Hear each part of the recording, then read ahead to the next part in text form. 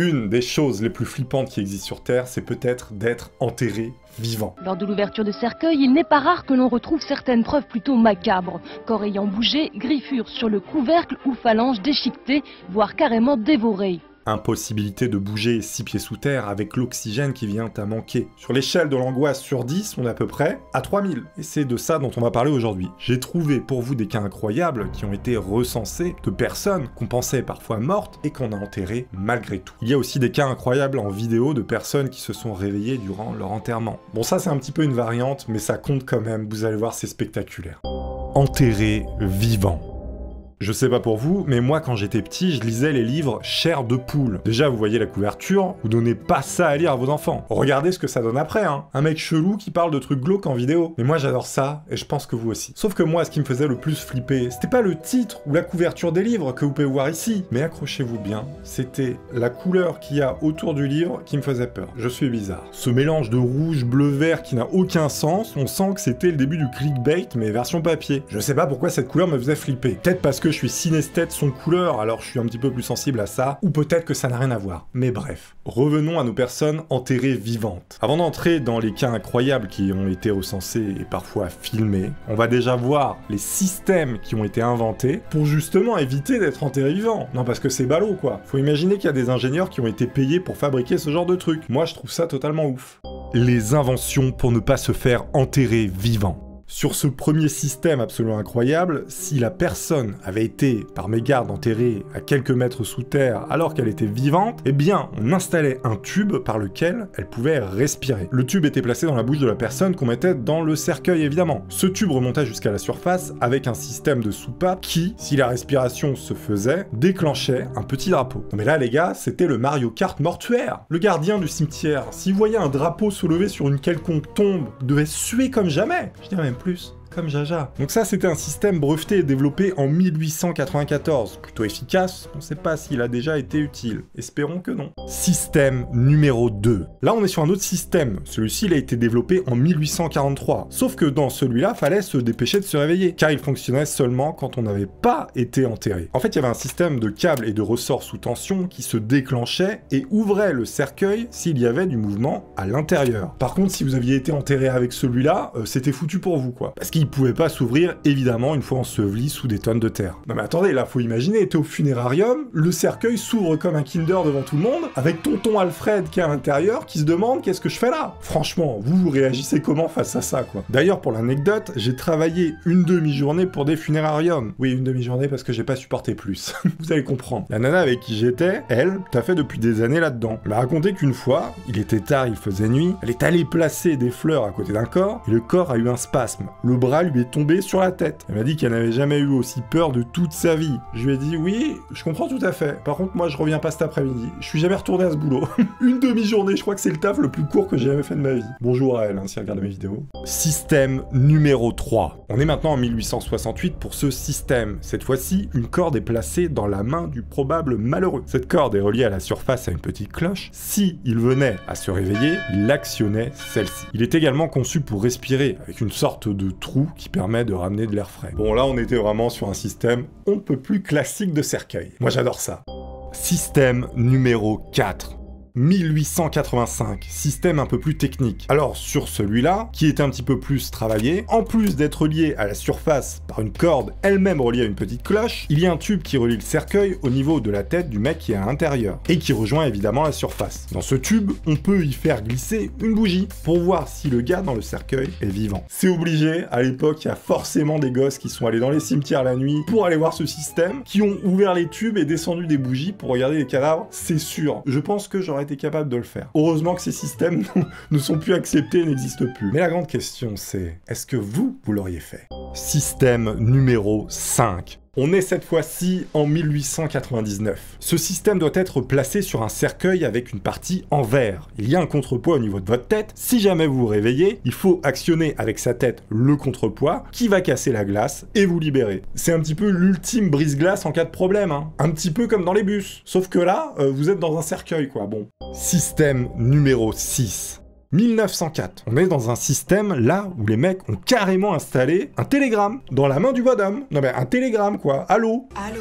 Si jamais le gars se réveille, il peut parler en morse avec l'extérieur. Encore faut-il savoir parler en morse. Et ça c'est pas donné à tout le monde les gars. Qui veut apprendre le morse maintenant? Les autres systèmes. Bon après c'est totalement parti en cacahuète dans les autres systèmes, les mecs ont complètement vrillé. Hein. Tout était possible, vous allez voir. Vous en avez un où le mec, dans le cercueil, a une sorte de volant qu'il tourne si jamais il se réveille, qui va actionner un truc à l'extérieur qui va écrire des chiffres. Vous avez un autre système où, cette fois-ci, il y a un éventail qui est relié à une corde dans un tube jusque dans la main de la personne enterrée. Alors je sais pas ce qu'il va faire, le mec il va faire du vent à l'extérieur, là c'est compliqué. Ça n'a aucun sens. Vous avez aussi celui-ci, où les mecs ont mis comme une roulette à pizza dans le cercueil. Alors là, faut m'expliquer à quoi ça sert. Apparemment, c'est un système électronique, hein, j'ai pas tout compris. On en a même jusqu'en 2014 où un brevet a été déposé pour un système anti-enterrement vivant, où le gars a un micro relié à lui qui va jusqu'à la surface. Imaginez encore une fois un gardien de cimetière qui commence à entendre chanter du Céline Dion au niveau d'une tombe. C'est comme si je quittais la terre, j'ai trouvé mon étoile, je l'ai suivi un instant. Je sais pas s'il rigole ou il chiale le mec, hein, littéralement. Ah putain, Garou, il fait mal à la voix. Hein. Maintenant les amis qu'on a vu tous ces systèmes absolument incroyables qui servaient justement à pas être enterrés vivants, on va passer aux histoires totalement incroyables également de personnes qui ont été enterrées vivantes. Elle accouche dans son cercueil. Madame Bobin revient d'un voyage du Sénégal. Quelque temps plus tard, après son retour dans son pays, elle tombe malade. Les médecins l'auscultent et constatent qu'elle est grisâtre et toute raide. Sauf que Madame Bobin était enceinte depuis plusieurs mois. Une infirmière était pourtant sûre que le bébé bougeait dans son ventre. Sauf que le toubib, qui lui n'avait clairement pas le temps, n'a pas pris la peine de vérifier cela. Il signe les papiers qui déclarent que Madame Bobin est décédée. Sauf qu'au bout de quelques jours, après l'enterrement express de la mère Bobin, l'infirmière, qui était presque sûre de ce qu'elle avait vu, alla voir le père de la pauvre Bobin pour lui expliquer ses doutes. Le père ordonne immédiatement que l'on creuse la tombe pour vérifier cela. A noter que le père était présent quand il a creusé la tombe de sa fille. Voilà, bon, précision. Il commence à creuser la terre avec des pelles pour enfin arriver jusqu'au cercueil. Et là, ils finissent par l'ouvrir. Ils découvrent que Madame Bobin avait accouché dans son cercueil et donc qu'elle n'était pas morte. Elle était tombée dans un coma si profond qu'on aurait dit qu'elle était morte, mais ce n'était pas le cas. Après un procès contre le corps médical, le père Bobin toucha 8000 francs. 8000 balles, quoi. Voilà, on a enterré ta fille vivante, 8K, bonsoir. 3 kebabs. Elle a gratté son cercueil. La jeune Octavia, après un drame dans sa vie, notamment la perte de son enfant, finit par sombrer dans la dépression en avril. Tout ce temps, elle reste cloîtrée dans son lit, refusant de vivre. Puis en mai, elle tombe dans un coma pour finalement décéder. Enfin... pas si sûr. À cette période de l'année, il faisait chaud et humide. Impossible d'attendre trop longtemps pour procéder à l'enterrement. Sauf qu'après avoir enterré Octavia, on constata que pas mal de monde dans le village était également dans cet état comateux, sans pour autant être mort. Ils finissent par constater que ce phénomène est lié à une piqûre d'insecte, et que celle-ci provoque une sorte d'état qui peut laisser penser à la mort, alors que ce n'est pas du tout le cas. Là, la famille d'Octavia, en sueur, se dit « Mince, on est peut-être allé un peu vite en besogne pour enterrer la petite Octavia. Qu'est-ce qu'on fait les gars ?» Ni une ni deux, la famille d'Octavia court vers le cimetière là où elle est, se précipite sur sa tombe, ils ont ouvert le cercueil. Ils ont vu que les parois avaient été grattées jusqu'au sang, le bois était tellement attaqué qu'il était presque percé, et les ongles d'Octavia totalement détruits car elle avait gratté durant des heures, puisqu'elle s'était tout simplement réveillée dans son tombeau. Son visage était également figé dans une position absolument atroce. Selon l'archiviste. Il y a plusieurs versions de cette histoire, c'est un petit peu tendu. C'est pour ça que c'est toujours très important de se faire une bonne manucure. Je sais pas si c'était la meilleure morale de cette histoire, mais bon, ne vous coupez pas les ongles. Elle l'a échappé belle. On est cette fois-ci dans un article du Ouest France, et cette histoire s'est produite le 23 août 2020. Les secours sont appelés pour réanimer une femme qui est inconsciente. Pendant 30 minutes, ils tentent de la ramener à la vie, sauf qu'ils n'y arrivent pas, enfin selon eux, et la déclarent décédée après qu'un docteur ait vérifié cela. La mort étant naturelle, aucune autopsie n'est envisagée. On l'envoie donc directement au funérarium, là où elle sera préparée pour son enterrement. Un des employés, s'apprêtant à drainer le sang de la pauvre Timécha, comme elle s'appelait, se rend compte de quelque chose d'étrange. Elle semble encore respirer. Il s'empresse d'appeler la mère de celle-ci pour lui dire « Madame, votre fille part à l'hôpital, elle respire encore, elle est vivante !» Et finalement, pour elle, tout est bien qui finit bien. On a le même cas en 2012 pour une femme de 87 ans qui s'est réveillée elle aussi au funérarium. Elle était là, finalement, posée dans son cercueil à boire un café avec les employés qui allaient la préparer et la vider de son sang. Il y a également l'histoire incroyable du prisonnier espagnol en 2018 qui tente de mettre fin à ses jours dans sa cellule en prenant une grosse dose de médicaments. Plusieurs médecins affirment le décès du prisonnier et on le met dans un sac noir, un sac de morgue, en direction justement de la morgue. Incapable de parler car ensuqué par les médocs, il se met à pousser des petits cris dans son sac mortuaire. Le médecin finit par l'entendre et ouvre le sac. Gonzalo Ah, ce nom me fait beaucoup rire. Hein. Gonzalo finit par sortir les bras du sac devant les yeux ébahis de sa femme, qui avait déjà payé le cercueil. En fait, Gonzalo, il aurait été victime d'une paralysie qui donne l'impression qu'on est totalement mort, alors qu'on l'est pas du tout. L'histoire ne nous dit pas s'il a été remis en tôle ou pas après ça. Hein. Bon. Elle se réveille dans son cercueil. Bon là c'est assez glauque aussi, on est aux Philippines, c'est sur une gamine de 3 ans qui a une fièvre énorme. Les parents l'amènent à l'hôpital, mais les médecins disent que c'est terminé. Ils placent la petite dans un cercueil, mais alors qu'ils s'apprêtent à l'enterrer, la famille se rend compte en direct qu'elle respire encore. Le pire c'est que tout ça a été filmé. Fin tragique malheureusement, elle ne s'en sortira pas même après sa résurrection en direct live. C'est assez impressionnant, voilà, bon t'es là en famille, t'as le cercueil quoi, avec la personne et le mec se lève quoi, bon. C'était pas passé loin.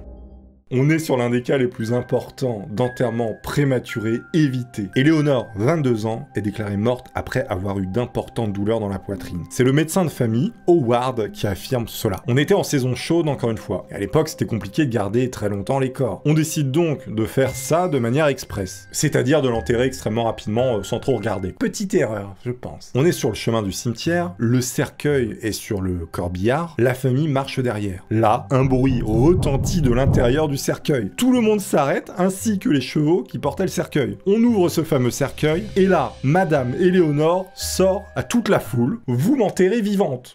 Cercueil qui s'ouvre, la meuf qui sort, vous m'enterrez vivante. Voilà, c'est ce qu'elle a dit. Le plus incroyable, c'est que le médecin, il va répondre « Chut, mon enfant, c'est une erreur qu'on va corriger facilement. » Je sais pas pourquoi il a dit ça. Éléonore, après, se remet super bien de son enterrement. Elle explique avoir été consciente tout le long, mais était dans l'incapacité de crier. Sauf que dans un dernier élan, elle tapa de toutes ses forces contre la paroi et finit par s'en sortir vivante. S'en sortir vivant de son propre enterrement, avouez que c'est quand même très stylé. La chance, lui, a souri. On est cette fois-ci en 1724, assez vieux. Hein. Margaret Dixon est accusée d'infanticide. Elle a rejeté son enfant dans la rivière pour diverses raisons sociales. Elle martelait qu'il était mort-né, mais la justice n'y croyait pas trop. Jugée coupable, elle doit subir la pendouillette à mort. Et comme la coutume le voulait à l'époque, une grande foule vient voir le spectacle, la pendaison d'une mère qui a tué peut-être son enfant. Donc, on la pend, la foule applaudit, le corps est laissé accroché 30 minutes à la corde. On n'est jamais trop sûr. Le corps est mis dans une charrette après ça, pour être enterré quelques kilomètres plus loin. Sauf que le bougre, qui tirait la charrette, commence à entendre des bruits dans le cercueil. Il l'ouvre et constate que Margaret est réveillée au calme dans sa petite boîte. Et vu qu'on peut pas condamner quelqu'un 2 fois à mort, eh bien, elle repart à pied chez elle, totalement libre. Après s'être fait pendre pendant 30 minutes. Enfin, je veux dire, c'est quand même incroyable. Elle eut même d'autres enfants après et vécut encore 25 ans. Une dure à cuire, cette Margaret. J'ai encore plein d'histoires dans ma hotte sur des gens qui ont été enterrés vivantes. À 20 000 pouces bleus. Eh bien, on fait un épisode 2. Je vous attends au tournant, je sais que vous pouvez le faire. Je vous dis, j'en ai plein sous le coude, moi j'adore ça, je trouve ça incroyable. Je vous invite fortement à cliquer sur ce qui vient d'apparaître ici. Ça, c'est une vidéo que j'ai créée il y a pas très longtemps et qui est vraiment bien. Je pense que si vous l'avez loupé, vous pouvez foncer, vous allez kiffer. Si vous le souhaitez, évidemment. À très bientôt. Je vous lirai en commentaire. Dites-moi si vous connaissez des histoires comme ça. Si jamais vous en avez vécu, peut-être. C'était Toony pour vous servir. Au revoir.